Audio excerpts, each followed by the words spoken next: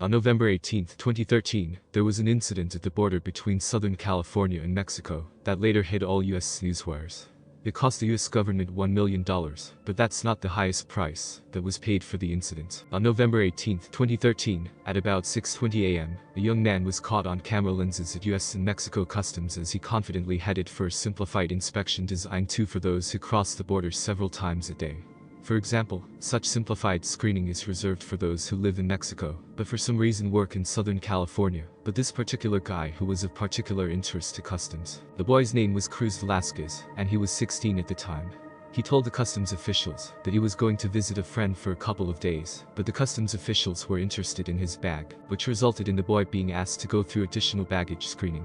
During the inspection, the customs officer noticed that the young man was seriously nervous, constantly looking around, and that he was trembling in his voice. The customs officer was overly suspicious and decided to refer the boy to the officers who were in charge of the in-depth inspection of things and the questioning of suspicious passengers. The officers on duty that day were Adrian Perry and Valerie Baird. First they checked the guy's papers. They had no questions for them. Then they proceeded to search the luggage. Officer Baird opened the young man's bag, and in it, in addition to the young man's clothes, were 2 bottles of liquid, which aroused the officer's particular suspicion. Huge amounts of drugs are shipped into the US from Mexico every year, including through smugglers transporting them under the guise of something legal.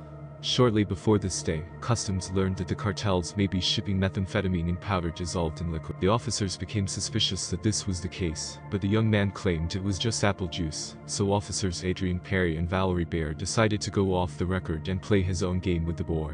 According to protocol, if there is suspicion of narcotic liquids, food, or the like, the customs service is supposed to seize the suspicious items and conduct an express test for drug content, but instead the officers, with a smile on their faces, they offer the guy to prove that the liquids do not contain anything illegal by taking a couple of sips from his own bottles. The young man has no choice but to follow their lead. He knows what's really in the bottles, which is why his sips are so hesitant. What's in the bottles is already understood by the officers, but instead of sticking to standard protocol, they continue to play his own game with the Cruz. Immediately after the guy quickly tries to swirl the bottle, Agent Valerie Baird tells him to take another sip. They wonder how far he is willing to go in trying to hide the truth. And at some point they themselves go too far in this deadly game. Just 2 minutes after the first 2 sips, Officer Perry, knowing it is dangerous to his health, offers him 2 more sips of supposedly apple juice, with a smile on his face. The guy realizes that he no longer has a way back, but he also realizes that each sip could be his last, so his sips become less and less sure, but nevertheless he still tries to prove that there is apple juice in the bottle. The officers already know they won't let him go. Once again they check his documents. At this point the first signs appear that the young man is not feeling well. He begins to sweat profusely, his body begins to shake slightly, and he becomes increasingly nervous. Then customs conducts a body search on the guy, but finds nothing illegal in his clothes, but they are convinced that he is clearly involved in something. Their final doubts are dispelled by a customs dog trained to search for drugs. It signals that the boy has had contact with illegal substances.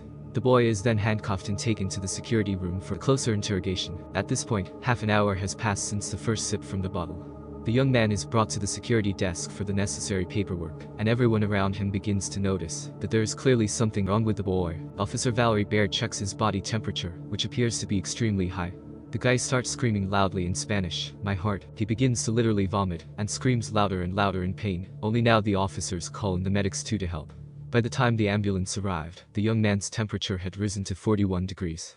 He is immediately taken to the nearest hospital, and there, about 2 hours after his first sip, the guy dies of a drug overdose. The bottles he was carrying did indeed contain methamphetamine. 16-year-old Cruz was recently recruited by a cartel, and it was his first attempt at smuggling drugs. The cartel specifically target underage boys and girls for smuggling, because they face only a few months in jail and subsequent deportation. Most likely, the boy was not afraid of such a ridiculous punishment, but of what awaited him back home if he failed the mission, so he decided to play this deadly game with the officers.